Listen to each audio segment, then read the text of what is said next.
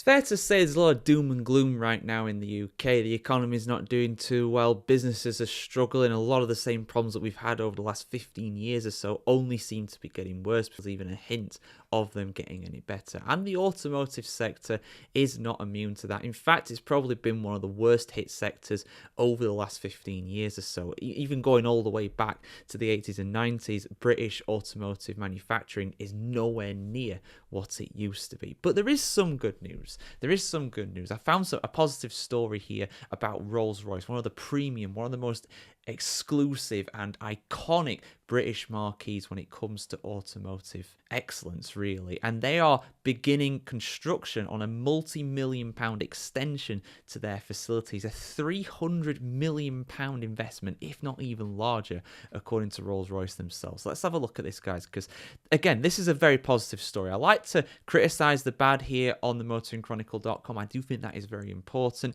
but I also want to highlight the good as well, because it's not all bad news. Here's something positive to you guys. Let's have a look at this article right here. The construction phase of the new £300+ million landmark extension to the home of Rolls Royce at Goodwood has begun, with the pouring of the first concrete foundation pads on the site adjacent to the marquee's existing manufacturing facility and global headquarters. The inaugural pads have been installed on the northern elevation of the site, where the new exterior surface centre paint shop will be located. Contractors will now work their way southwards, creating a network of around 650 pads that form the foundations upon which this vital building will stand. Goodwood is the home of Rolls-Royce in both name and fact, as the only place in the world where Rolls-Royce motor cars are designed and hand-built.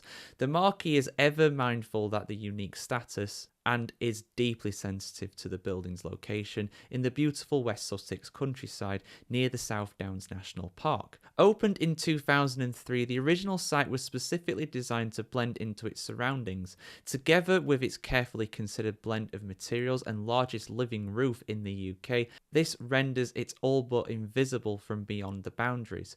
The extension builds on this legacy. It has been meticulously designed to be sympathetic to existing building and local landscapes, while also reflecting the advances in architecture, aesthetics, construction methods, and approaches to the environment, conservation, and biodiversity over the last 22 years. Rolls-Royce applied for planning permission following an extensive consultation process involving local residents and relevant authorities, agencies, utilities, and other stakeholders, supported by expert professional advisors and consultants. Since permission was granted by Chichester District Council in March 2024, progress on the project has been remarkably swift.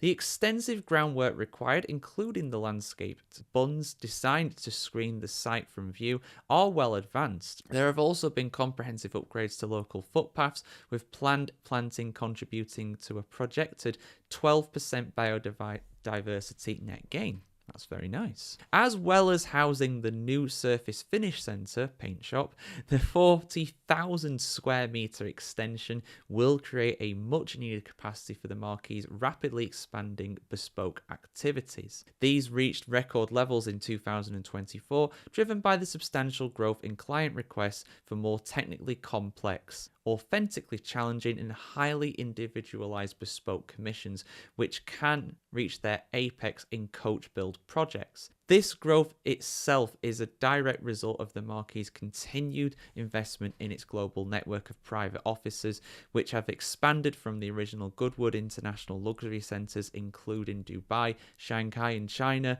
New York in the United States, and Seoul, South Korea. More than £300 million, the extension project represents the single largest investment in the home of Rolls-Royce since the facility opened in 2003.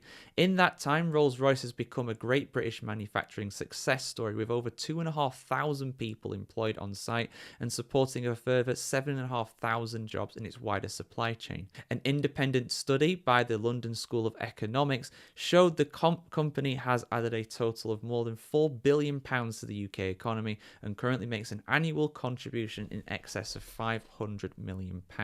And of course, that's only going to grow with bigger facilities. I mean, like I said, there's a lot of doom and gloom in the UK right now. The automotive automotive sector included in that, of course, as well. But at the end of the day, I want to bring you the positive stories too, and this is a very positive story. Yes, most people can't afford Rolls Royces. It's not something that me or you are ever going to be able to own, most likely, although you could be quite rich, the person that's watching this. Who knows? I don't know. Subscribe to Patreon if you are. You can probably afford it if you can afford a Rolls Royce. But yeah, I mean, at the end of the day, right? At the end of the day, it's a positive story, and clearly that demand for luxury cars, the rich are, there is that saying, and I do agree with it, to be honest with you, the rich are getting richer, and the rich are investing in things such as luxury Rolls Royce and bespoke Rolls Royces as well, taking it above the standard model. If a standard Rolls Royce is a thing, which it is, but you know what I mean. There's no such thing as a standard kind of Rolls Royce. They're all very unique in their own way because they are hand built still. That is something that is they don't subscribe to the whole mass manufacturing thing. That goes against Rolls Royce, really. But yeah, positive, guys. Positive for sure. A lot of negatives in the UK right now, but this is definitely